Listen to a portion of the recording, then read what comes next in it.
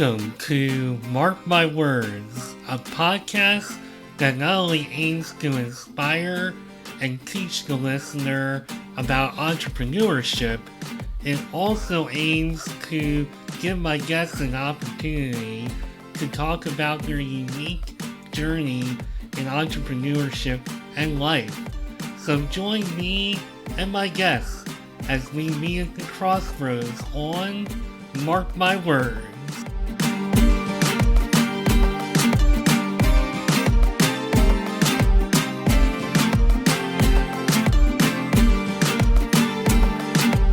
One of the first pieces of text you might see if you come across Carly Pepin's LinkedIn profile is, "Do you feel stuck?" And that, to me, sums up a lot about what Carly Pepin is about. She is a speaker, coach, human behavior specialist, serial entrepreneur, just to name a few things.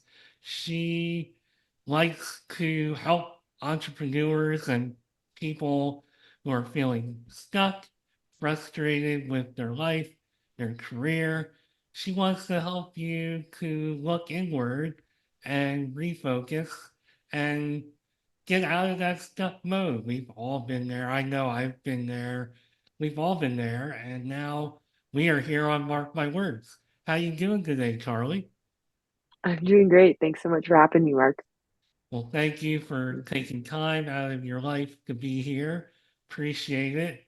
And can't wait to get unstuck from the intro and stuck on some good topics. And these are terrible segues. So let me start with what I usually start with, and that is, so you got to this point where you're helping people to look inward and to get out of that rut in their life, in their career.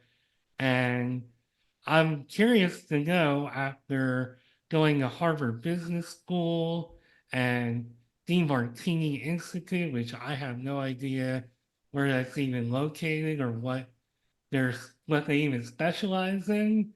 But I'd be curious to know how you got to this point where you wanted to help people get out of a rut. Yeah, so it actually just started from my own personal challenge when I had gotten stuck. And this was, it's been like 13, 14 years or something now. But basically, I was living in Los Angeles and I had a lot of depression, a lot of anxiety. And I had a perception that it was being driven by it being in that city itself and the individuals who I was surrounded with. And I decided to move to another country. I moved to Australia and I didn't have anyone around me, none of the problems that I labeled as problems. And I realized as I started to feel worse that it wasn't the things on the outside, it was the stuff on the inside. So that's when I really started to study human behavior and I really started to understand why that was occurring, how to overcome it. And I really got hooked pretty fast just with the human behavior dynamic and having my first coach to help me. I shifted my anxiety within a couple months. I almost left Australia, but I wound up staying. It was a really quite inspiring year. And it was cool because when I came back home, I just loved Los Angeles. Like I had realized that it really is one of my favorite places on this planet to be and live. And I absolutely adore it. And it was just everything was on the inside, not the outside. So once I sorted out that, I got to come back home again, in a sense, in both directions, inside and out. Well, there must be something in the air in Australia because I have had a few entrepreneurs on this show from Australia, and I know there are a lot more out there. What exactly about Australia inspired you Mhm. that maybe you weren't getting here in the States? Again, it was just judgments. So it was all judgments. So it was all perceived judgments where I was labeling that Australians were better than people from LA, but it was all a misperception and all a judgment. As soon as I got there, there's similar challenges there that we have in LA. There's similar things that are supportive. It's all in my head, literally all in my head. So once I cleared that, I can enjoy both places to an equal degree. I actually just prefer LA. It's something that fulfills my purpose to a greater degree. I get more of what I want out of the city, which is quite interesting. Just personal, just something that's unique and personal to me. And yeah, but it was literally just judgments. It was just judgments. But going someplace like that and just stepping so far outside of my own home, away from family, away from friends, just completely disconnecting myself, basically like getting off the grid without getting off the grid, really got me to realize that the challenges were coming from inside of me. It has nothing to do with the place, it has nothing to do with people. It's my own perception of my own existence.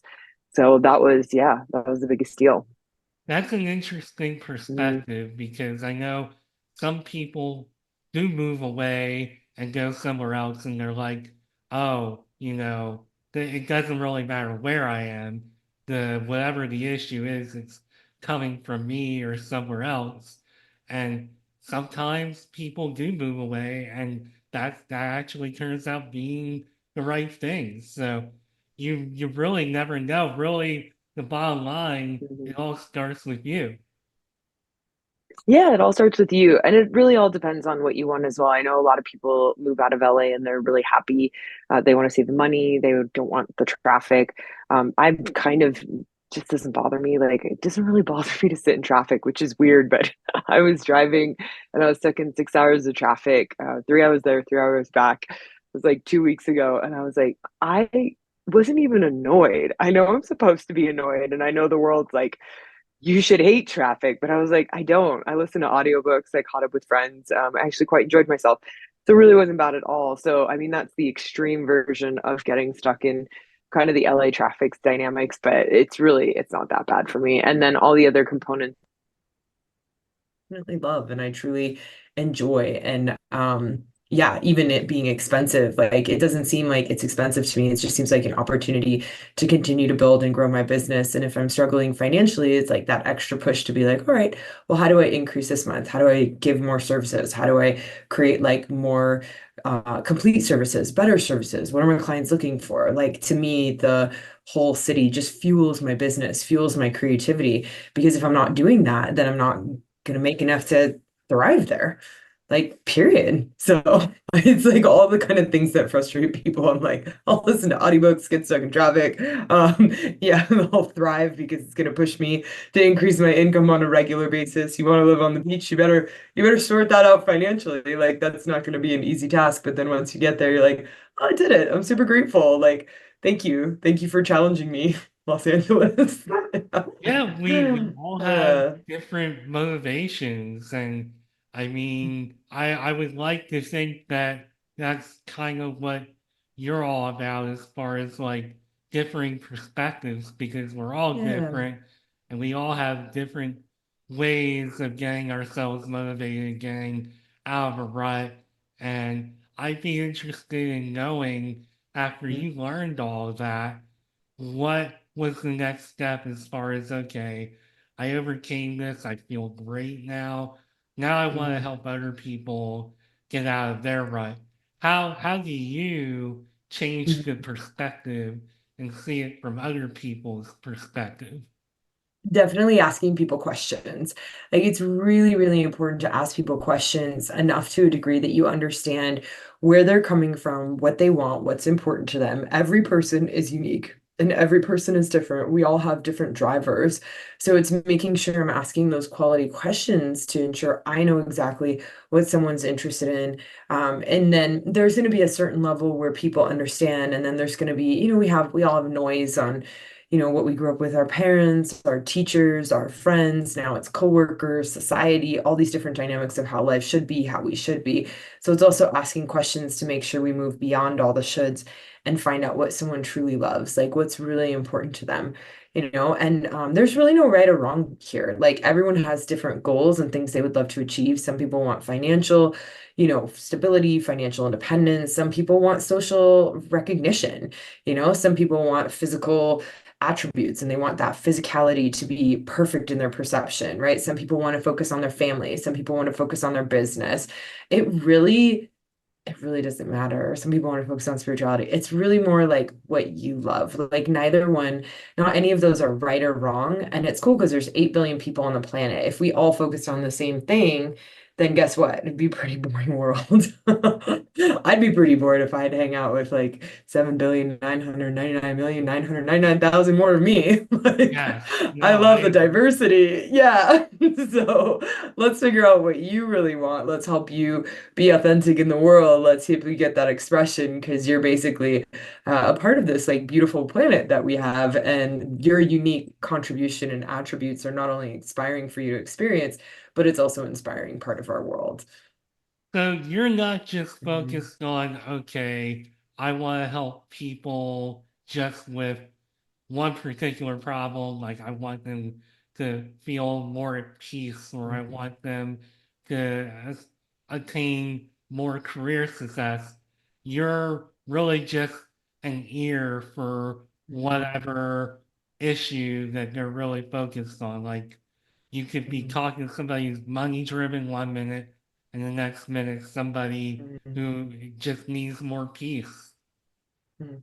Well, the main thing that I focus on is I focus on individuals who are like entrepreneurs, business owners, founders, people who have a strong desire to make a difference in the world and are utilizing business as a tool. Like we can reach employees via a business, and this is like the snowball effect. Is like every time you build a culture that's inspiring for not just you, but for your employees, that's going to spiral into the rest of their lives because employees who go to work and are more fulfilled, like they're more fulfilled at home, like it just spirals, right? So that's important. But then also the products and services that we provide are also quite important because each product and service that someone's creating has some sort of meaning to someone else or they wouldn't buy it, right? And so it's like how many ways can we add meaning to people's lives, and what's the snowball effect where we can actually impact people in an inspiring way.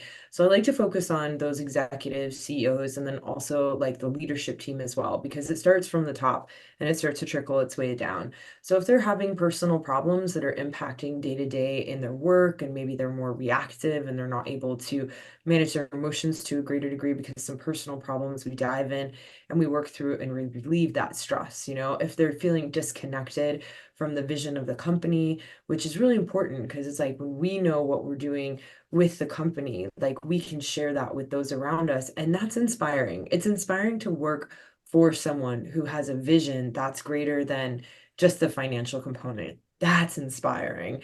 And so it's like when we give people that opportunity to connect with that, because every business owner has that within them, but if they don't know how to find the words to articulate it or how to pull that out of them, they can't share that with the company. And again, this is just a service that we provide to others so that employees can be really fulfilled by what they do because we want to be fulfilled. And being a business owner is not for everyone. And there's nothing, again, there's just nothing wrong with that. Like, there's absolutely nothing wrong with that. If you don't have the purpose behind it, it's like, don't beat yourself up. That person's not better than you. They just have something different inside them that's like a different actual life purpose. And yours is just as valuable in your unique form. So it's like when I talk about it, the only reason I start from the top is to get and trickle it all the way down, right? We only have so much time on this planet. I only have so much time in a day. So it's like, how do I reach the most people? And I was like, all right, let's focus on those humans.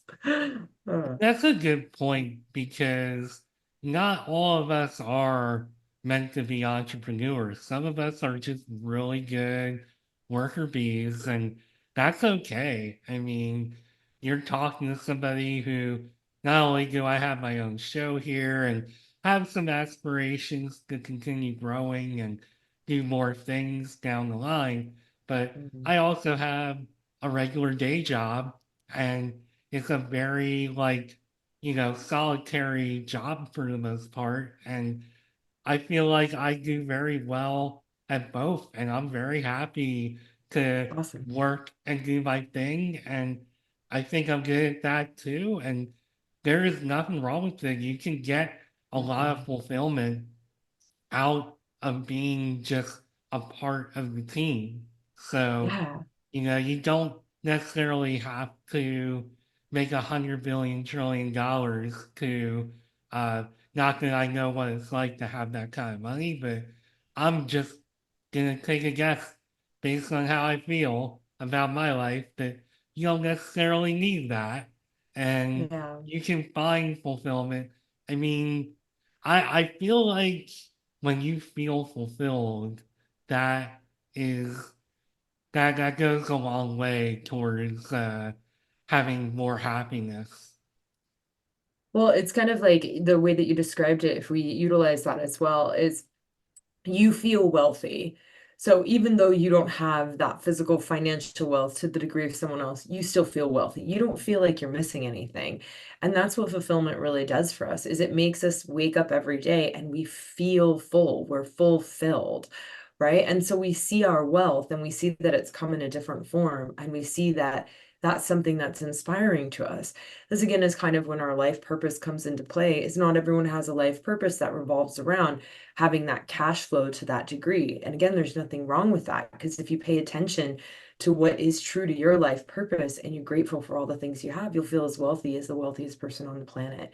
And that's, I would say, the core of what we really want. Is we don't want to feel, we don't ever want the thing that we think we want, right? We want, usually it's like what it gives us, like what's the feeling, what's the inspiration, right? When I say I want to live on the beach, I don't want to live on the beach because I feel the need to buy like a fancy house or live next to fancy people. I love the beach because every time I look at it, I get in meditative moments, I get more insights, I get more ahas. And like that's just what the ocean does to me, right? So if I'm going back and forth to the ocean all the time and that's my favorite place to be, I'm like, you know what, one day I'm just gonna live here. Like I'm just gonna wake up, I'm gonna look out the window and I'm gonna make this happen because this is how valuable this experience is to me, right? And so it's like, ask yourself that question, because it's not usually the actual thing, it's the meaning that it gives behind it. And when we ask ourselves that question, we connect to the true core of who we are. Which, even me making that statement, it's really important for me, my personal development, my growth, making sure I'm on track, getting those ahas, insights, not just for myself, but for others as well. And if I have that, and the ocean is one of my greatest tools, which it genuinely is, then guess what I'm going to do? I'm going to try to keep that in my life on a day-to-day basis. I'm try to incorporate that to such a degree where I give myself the opportunity to have that day to day. Right. And so I think that's kind of cool. It's like when we think about it, it's like, what's the deeper meaning behind all the things that you're doing? And again, this is like even the questions when I ask business owners and stuff, is like how this spirals into a company. What's the deeper meaning behind what you're creating, the podcast you're creating?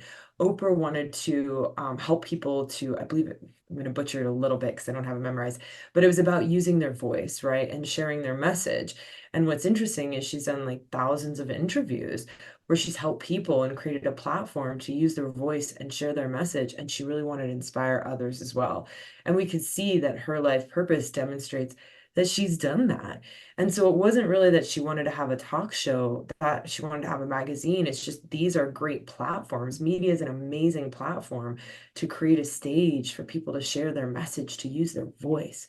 Because growing up, she didn't feel like she had the voice. And so it's really quite inspiring when you see what's behind it. That's the fuel. That's the driver. Making the money wouldn't have been a driver for her, but the money is the bonus that she gets from changing people's lives. And so it's like, that's why we want to ask ourselves the question, what's the real driver behind what we do and what we love? What's really important? Because when you connect with that, you feel quite wealthy. You don't feel like you're missing things, and you're like, I actually have quite a fulfilling, and I'm quite wealthy, my own beautiful form. Yeah. Yeah, I mean, my motivation for doing this show was just I wanted to share, not only do I want to share entrepreneurs' perspectives and their visions and inspire people in that way, but I wanted to take my own Mhm. experiences because I think deep down inside I always wanted to do something like this, but I didn't really have the self-belief because I had a lot of obstacles in front of me and just didn't think I had the right look, didn't think I had the right sound. And it goes a long way when you have some people just along your journey giving you that little bit of injection of confidence and Mhm. reassurance. You can't find everything from within, but uh, it does help. It goes a long way if you think about some of the feedback and some of the other things you're seeing and hearing along the way and saying, wait a minute, maybe this dream is really like a possibility, and maybe I can use that thing that's really motivating me and making me want to do this to do something good and to help people, because it always amazes me when people who don't have the kind of obstacles that I've had say, "Oh no, I my voice sounds silly," and et cetera, making excuses. And I know you did a video about imposter syndrome, so this is a good time, I guess, to allude to that. But I had some imposter syndrome, and I see it with other people, and I'm like, oh no, like you have way more of an advantage than even I do. Like, what are you saying? What are you doing? Like, if you want to do something like that, you should do it because you actually have more tools than I do to do it. Now, that's also selling myself short because here I am.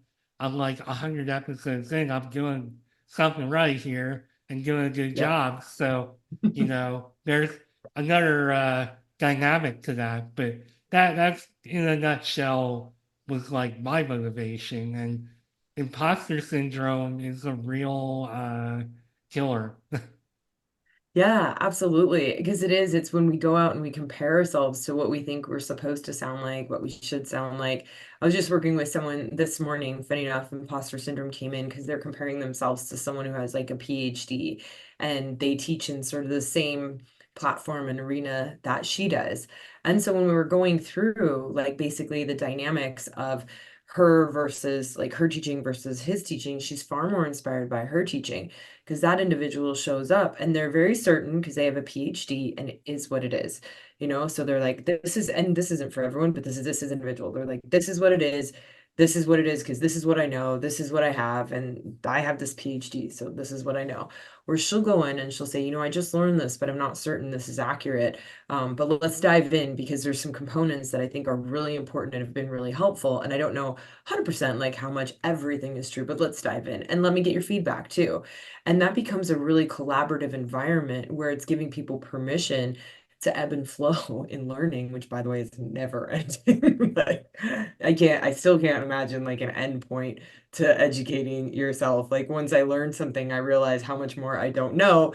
And after I realize how much more I don't know, I feel like also 30 other things just came out that day with like new research and education. And I'm like, I can't keep up. So it's really quite interesting because the other dynamic with this too, which is funny, is this unrealistic expectation. Stephen Hawking used to walk into his classroom and he used to tell everyone to wipe everything that they learned clean from him because he discovered something new and he was wrong, and he'll be like, I was wrong. So I discovered something new and now we're going to learn this. And he would just start and he would just teach. And so here's an individual who's like just loving what he does so much that he's not dedicated to being right or wrong, but he's dedicated to creating and finding those answers and sharing that information. And the people who have gone the furthest in life, they inspire us not because they're right or not because they're wrong, but it's the things that they've created as a result of putting in that time and energy and effort.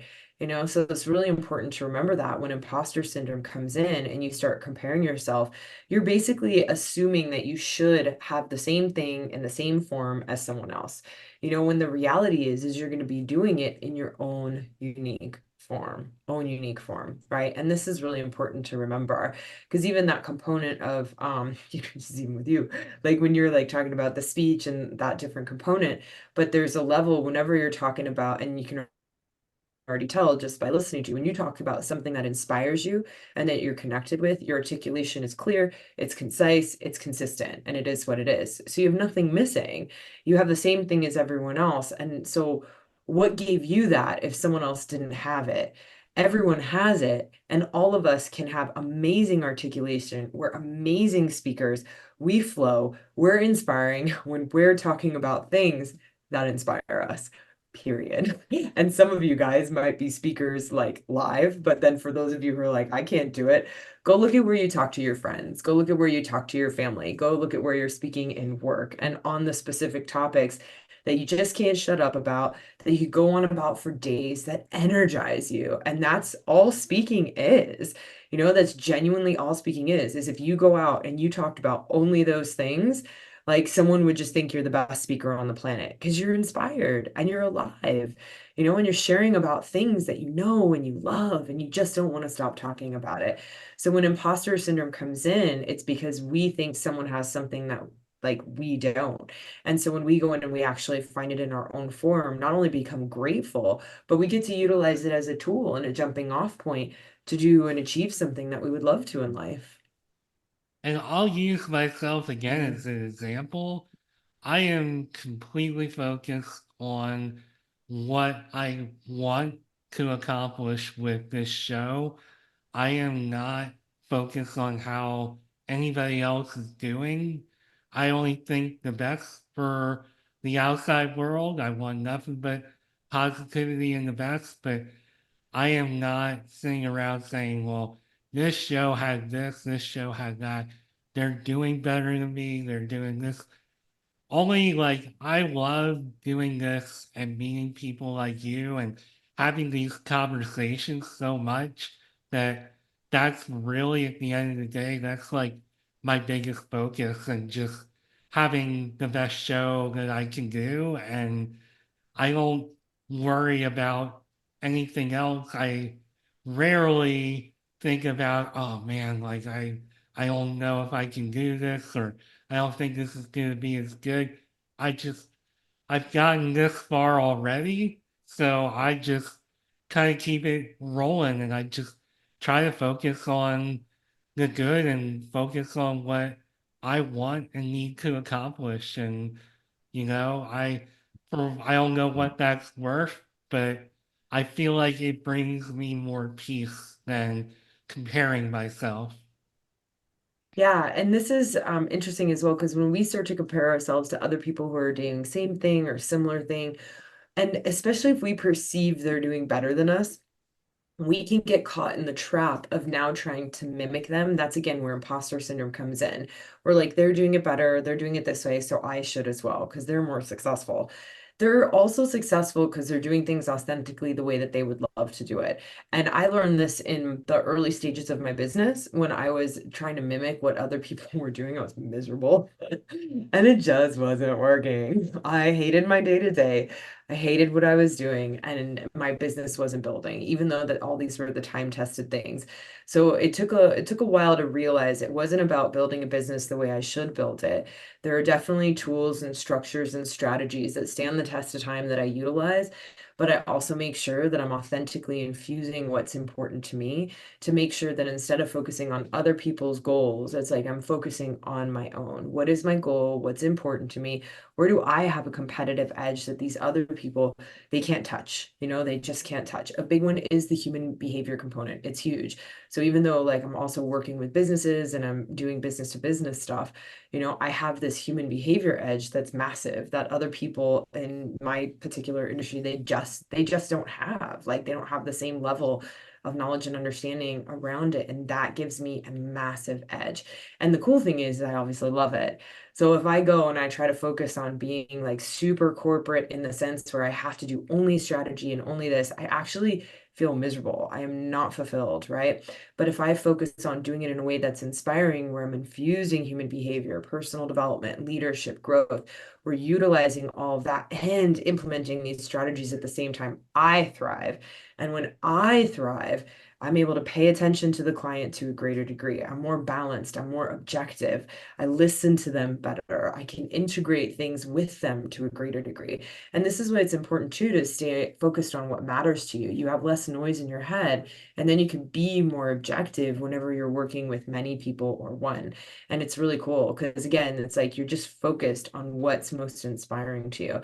And it's cool too because, you talk about like, we talk about the deeper purpose, the why behind the why. Like, you obviously get so much out of doing this for yourself, But if it was just about you, I wouldn't be on a podcast right now. Like, you just hire me for like coaching or something. But it's also about everyone else getting that same experience, right? Like helping people to learn how to believe in themselves, how to move beyond their own mental limitations. Like, you've already shared with me just for this brief period of time what inspires you and like what you want to help others with, and like show them like, hey, you've got a lot to work with.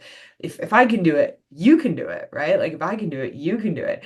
And so that's really inspiring because it really does help people. We get so caught up in our own stories, and then when we see other people do it, it's like, okay, if they can do it, I can do it too. Like, I can figure this out. And then we start to come up with more strategies and objectives and stuff. And again, if you didn't have that driver and if it was just about you, like, it's not, it really isn't as fulfilling. Like not having a service behind your day to day, you feel it. You feel burnt out. You kind of feel exhausted. Like, life doesn't feel like it has a lot of meaning to it. And then once you know that you're making an impact, whether it be like even small, could even be with your kids, right? Just small one-on-one with kids versus large, reaching however many people, you really feel more fulfilled. I have not met one person who does not feel fulfillment and inspiration from being of service in the world. And when you can combine what inspires you with being of service, you live a life that you love. You just live, and then you feel the wealth. Even if the financial wealth isn't there yet or it's still growing, you still feel the wealth. And that actually makes it easier to create wealth, by the way. Well, for Yeah. one thing, I don't think I'm egotistic enough to make this all about me. And as much as I wanted to do a show and make content, I knew like one of the biggest obstacles I had to get over was the fact that, like, okay, it's okay for me to, have a presence and, to not be so, I guess, bashful about the fact that I am doing this show, if that makes any sense, because you have to have like a little bit of ego or performance in you somewhere to do this. Mhm. And I think that's more the angle that I play with it. I mean, obviously, you're getting the real authentic me, but there's a certain mindset that you have to put on when you're like hosting a show. And I suppose it's easier when you have a little more of an ego, which I don't, because there's a lot of times where I'm like, I get Mhm. to the end of the show and I'm like, I don't always know how to like end the show. I always prep well to start it because it's about you. It's not about me. But ending it, it's like, well, thanks for listening. Like I don't Mhm. know. But ego is definitely not something that is a problem, I don't think. But This is fun too, because even that dynamic that you're sharing right now, I think people have unrealistic expectations. Well, I know they do. So they have unrealistic expectations on themselves in the sense where they think like you're just showing up and you're just doing it and it's all natural and easy, right? Where right now you're still even thinking about like in this moment, how am I going to end the show? Every time I hear you talking on the back end, my brain's thinking what would be the most valuable information to share simultaneously, right? Like none of this is so pre-planned and in just perfection that we're just sitting here and just flowing back and forth without actually having to think and consider, right? And so it's just, I think it's to remember that like you don't get to see it because it's happening internally, but when we have the opportunity to share it, it's really helpful because there is an unrealistic expectation when people listen to stuff like this that we just have it together and we just know everything all the time, right? Where it's like, okay, well, what story do I want to share now? What do I think would be helpful? How do I add on to that? And all that's going on while you're talking and we're simultaneously doing it at the same time. Like it's a wild ride. And this is happening with us on a regular basis all the time. And that's actually a normal part of life. And it's also quite fun. It's part of what I love about it is you get to be innovative and creative on the spot. There's the ego part, and then we also have the super ego. yeah, So and I like part mean, of our ego is, yeah, I was gonna say part of our ego is like our identity, right? Which isn't actually a bad thing. But if when it gets out of control, that's when we start to get frustrated with others or even ourselves. And that's what like I like to call the super ego. Because the ego is the thing that gives us the opportunity to connect with who we are, which is that speaker, that individual wants to teach and share and learn. The super ego would come on the stage and just like walk up and be like, I'm like the best on the planet. Like, you should listen to me. I'm always right. I'm amazing. Like, that's the super ego. But the universe is designed to humble us when we get a little bit like off our rocker in a sense like that, when we get really proud and puffed up, right? That's when our super ego comes in, and then you'll notice that you'll attract criticism, you'll attract humbling circumstances, which we can often be frustrated for. But in those moments, I like to ask myself, I'm like, all right, I must have been pretty proud or pretty puffed up. Like, why did I just attract that? I could simultaneously being yelled at. Well, I'm in my head, I'm like, where am I really proud right now? Like, I got you, universe. I'm listening. And then humble myself, because if I don't, like, the outside world's going to continue to do it for me. And we all Yeah, have those moments. Yeah. it is very important to listen to what the universe is telling us. And just to quickly talk about superego, I mean, you even know before we started, I had to like, and I do this for just about every episode, I have to like sit here like 4 or 5 minutes before we even connect. Mhm. I have to sit here and think about how I'm going to introduce the guests. I'm not here like, oh, this is easy. Like, this is money in the bank. I'm just going Right. to put my feet on the desk and, boom, it just happens. No, it's not, Mhm. at least not for me, it's not like that. So, yeah, definitely no super ego or Mhm. ego here. And, I know you probably have something else that you want to say about that, which you can, but I also want to ask before we run out of too much time. Uh, really want to get into a little bit about some of the challenges that you have with, uh, like, I guess, what challenges do entrepreneurs bring to Mhm. you the most? Yeah, definitely. So quite often, they want to grow, right? They want to grow, they want to scale, they want to build, and they get really confused on how that's going to occur. And they don't know how to implement it externally, but there's also like a significant quantity of self-doubt internally. And this is where I have certainty, like the two can go hand in hand, right? So when we work on the internal component, again, we're finding the greater driver, the deeper why to why someone's doing it. And then I help to infuse that within the company. We clear the imposter syndrome.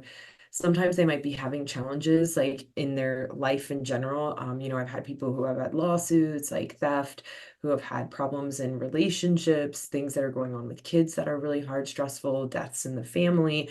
Like, all these things really distract you and disconnect you from what you're trying to grow and scale within your business, right? So we work on those components as well to release the stress around those so you can refocus on the things that are important, right? Which sometimes is more time in the business, but sometimes it's also, depending on what's occurring, learning how to delegate and manage other individuals so you can step out of the business to focus on that, because sometimes there's a health challenge that comes up.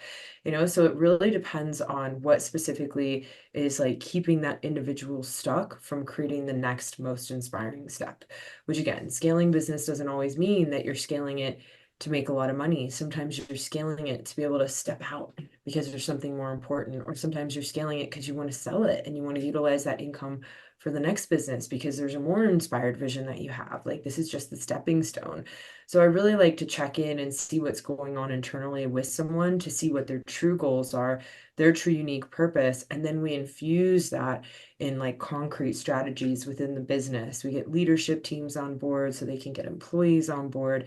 And then again, it's just like the snowball effect. And then we just keep going. We just keep the maintenance, we keep it up, and we just keep going and growing and expanding. And the cool thing about this too is I love goals, because not even because they're necessary. I mean, they're necessary in the sense that we love evolving. But like, it's not like we don't even like we achieve a goal and then we're done and we're on to the next goal, right? Like, the journey of getting there is so inspiring. So I love setting these goals because I know the journey for individuals to get there is like one of the most inspiring journeys they're going to go on. And everything that they get to experience, be, and do to get to that goal is like just something that they love. Like that's really important. Then the other dynamic of why it's important, like when we're actually wanting to achieve these goals, is because behind that goal, you might not even see it yet, but there's something else. Like when I say, like, you pick up, you have your phone next to you all the time, not because you need a phone. It's because it has some sort of meaning behind it. That goes for every goal that you set. If you have 1 year goal, 5 year goal, 10 year goals, all those different things, behind every goal, there's additional meaning in your life and a deeper purpose of something that you would love to achieve beyond that, something you want to experience beyond that. And oftentimes, until we actually reach those goals, we don't even get to see and get a glimpse of what that next step is. And life is short. Life is way shorter than we think. And I say this consistently, but like this is it. Like this is the only time I get to be Carly Pepin. I have no guarantees. I don't know if we get reincarnated. I don't know if we don't get reincarnated. I'm gonna imagine you don't remember because there's no memory bank in me. I don't know if I've been here before. I don't know if this is my first time here, my last time here. I have no idea. So it's like, let's figure out how to make the best of the time we have with what we have. And it's like, what do you really want and what do you want to do? How can you give yourself permission to step into that realm? Because even once you get there and you're on the journey, you get more insights into the next thing and next thing. There are things that I have planned now that I never could have even imagined was a possibility until I just started to get started. And then when I kept going, I was like, oh, like there's so much more than I thought. And now I don't want to stop. Now I'm hooked. Now I'm hooked on that journey, right? Like I don't want to stop. And so it's like when we give ourselves permission to do that, everyone has that inside of them. And I don't know what like your thing is, but it'd be super inspiring if you figured it out. And if you do, share it because I love hearing those stories, by the way. Go to my website and send me some info because I absolutely love when people share those stories and tell me like what they're up to and what their unique purpose was, what their vision was, how it kept expanding. When you hear that, it's like, wow, amazing. Thank you for committing to yourself, to your vision, to your goals, to your life. Yeah, no, and you Mhm. said something that made me think of like my very first guest, like 4 or 5 years ago, Scott Stoltz, who him and I had a few conversations about, and I can't quite remember if we probably talked about it in our episode, but Mhm. just the idea that we didn't want to look back in our like 30, 40 years and say, ah, I wish I would have, you know, done that podcast or done that thing or, went for that dream that I had when I was much younger and I didn't do it. And I even at this stage in my life, even I look back like 20 years ago, 30 years ago, and I'm like, ah, I should have done this or done that or should have done something a little differently. So at this point, I'm like, okay, if my heart, my gut is telling me to do it or to go for it, I really want to not waste too much time. And you got into some topics that we could easily stay on for another hour or two on. I personally, I don't know if I was Mark Schmidt in a past life or coup or if there's parallel universes or whatever, but I feel like to some degree I must have picked this as a life. I feel like I had Mhm. to have done that, but that's really getting off on another topic. But yeah, definitely, I'm totally in agreement on if you want to do it and you're feeling it, do it now. Yeah, yeah, it's quite inspiring because it really is. If it's that meaningful to you, get it done. And then the more that you do something that's meaningful to you, the more inspiration you get from it, the more you feel energized and alive as a result, the more you feel fueled by it, the more you get more insights, creativity to keep it going. And that's the stage where you're going to be the most successful. The things that are most inspiring to you is where you're most successful because you don't want to give them up. The things that you're procrastinating on, hesitating on, are things that are not inspiring to you, and you actually do give them up. And funny, like even just in a practical manner, how you could see something like this, again, just working with a different client today, procrastinating on building their website and their brand, but they get all the ideas and insight, beating themselves up for not building the website and like the new logo and all that stuff. And I was like, and I just looked at him and I was like, why are you expecting yourself to do that? Like, why are you not hiring someone? Would you rather do it yourself or hire? And she's like, I would love to hire someone. And I was like, well, that's why you're not doing it, because you actually don't want to do it yourself. You genuinely want to hire someone to do it, and you're thinking you're supposed to do it. So instead of just like getting those insights, writing them down and compiling them for the future person that you delegate this to, you're just sitting there beating yourself up all night for not doing it yourself. And I'm like, let's stop wasting your time. So we procrastinate on things that are not inspiring to us, right? And then we actually fulfill and move forward on things that are. So this person's inspired to build a brand, but they're not inspired to create the material and do any of those other components. And here's the cool thing about delegation, you guys, is that someone out there on this planet, and a lot of you guys who are listening, are graphic designers, are web designers, and love doing it. And so let's not have us waste our time doing things we don't love and delegate it to people who are genuinely inspired to do it. Because then it's a fulfilling, mutual, beneficial relationship. It's a win-win. You're paying someone to do what they love, to deliver a product that you love, and vice versa. So it's really cool. So pay attention to those subordinations. Think about the things that you're like hesitating, procrastinating on. Can you delegate it? If you can't, if it needs to be done, like how can you like encourage yourself to create a way to actually do it if it's necessary? There's certain things that aren't necessary in life. And then also, can you drop it? Sometimes we can just drop it and it's not that big of a deal, right? So it's really paying attention to those particular things, because if you're just focused every day on what you love the most, you are just going to be energized, alive, inspired. And no matter what happens, I know you're going to move through it and get to the other side of the challenge, because you don't want to let go. You will not let your life purpose go. Once you connect with it, once you connect with that inner driver, once you connect with that why, nothing can stop you. Nothing can make you walk away from that, no matter what that is. And again, we're speaking it in a very nebulous form, but there are just infinite ways that that can come forward. So it's paying attention to what's most inspiring to you, and dedicating your life to it. That is such a good point. I mean, I know there are things that I don't like to do that are associated with creating a show like this. Some of those things are things I'm personally thinking about whether I need to delegate or maybe hire somebody. Some of those things are things that I just said, you know what? I'm going to drop them, and there is not important at this time. And I'm just basically speaking to your point that those are things that you have to consider.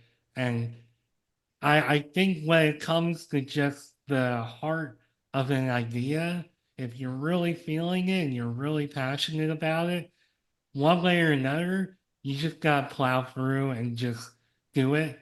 Because if you just hem and haw over it, you're never going to get anywhere. Like, I'm still thinking about the book and the script that I thought about writing all the way back in high school. That's probably almost about 30 years ago. I was starting to think about that mid 90s, like getting into my senior year in 97. And I kind of started on it, but then life got in the way and whatever. That's obviously, somebody could easily say, well, that's an excuse. It kind of is. But I mean, my point being, you just gotta at least try it, which I did, and I haven't gone back to it, haven't even thought about it. So maybe that has been fulfilled. I don't know. I feel like I'm Yeah. just kind of rambling now, but No, it's actually a great example, because my husband, he's a writer. I'm not, I wouldn't say I'm a writer to the same degree. I love speaking, but you'll find him, he's got like a dozen books on the back end that he's simultaneously writing. That's not me. I love speaking. I don't actually want to sit and write. I'd rather be on this podcast with you. And then I'd rather take 100 podcasts, give it to a ghostwriter and say, write a book about this topic, listen to all this stuff and make it happen. That's how I'd love to write a book. That sounds inspiring to me. But sitting down and taking out 2, 3, 4 hours of my day, I love how I spend my day. I love this dynamic. I love speaking. I love being asked quality questions that make me think differently, that make me kind of pull up answers, explain things in a different way. This is highly valuable for me. Why would I walk away from this to write a book because someone says I should? Okay, well, if that's a great marketing tool, then how do I make that happen? Again, ghostwriters, send all of my podcasts to people, tell them this is the topic that I would love. Let me know if you have any questions, get me a draft, we'll review it, and then we'll go from there. So it's like, what is really important to you? What's inspiring, and creating that and crafting it in a way that works for you. Whereas my husband, he's the opposite, and he could be writing right now. Like, as we speak, he might be sitting down adding to one of his dozen books. Yeah, I guess the lesson for me is that maybe I've changed a lot since the Yeah. 90s, which I'm sure I have. It's been a minute.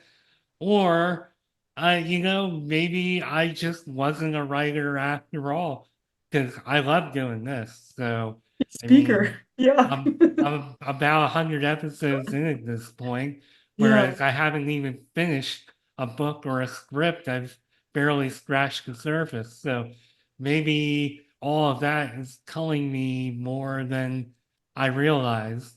But Yeah. That you love speaking, and that's more valuable to you than the writing. Yeah. well, before we run out of time here, I want to give you an opportunity to tell everybody how they can find you, how they can work Yeah. with you, and anything else you want to add. Yeah, so definitely head over to my website, which is Pepin.com, and then you can reach out to me directly there or connect with me on any social media platform as well. Yeah. And if you connect with me on social media, like give me a heads up, like on Facebook or something, like if or LinkedIn, if it's on a podcast, sometimes you get some weird requests and I'm like, so just reach out, DM me. Also, find Carly's Uh, YouTube page because there's a lot of good material and helpful hints there. I really enjoyed listening to some of your sound bites and videos. So, Thank you. yeah, that's my advertisement for you as well. So, I I think we're just about out of time here. So, speaking to earlier, the whole wrapping up an episode is always a bit of a challenge. But Carly Pepin, thank you so much for being here. I really appreciate it. And yeah, again, Carly Pepin, and I will just do the same little rundown. Speaker, coach, human behavior specialist, serial entrepreneur, SoCal yogi, etc., etc. You brought a lot to the table today. Thanks for being on Mark My Words.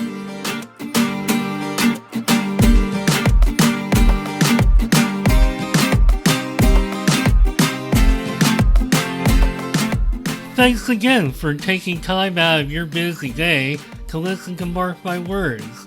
If you would like to connect with me beyond the show, you can find me on LinkedIn at Mark Schmidt, where I will be talking about entrepreneurship, careers, and anything else that is on my mind.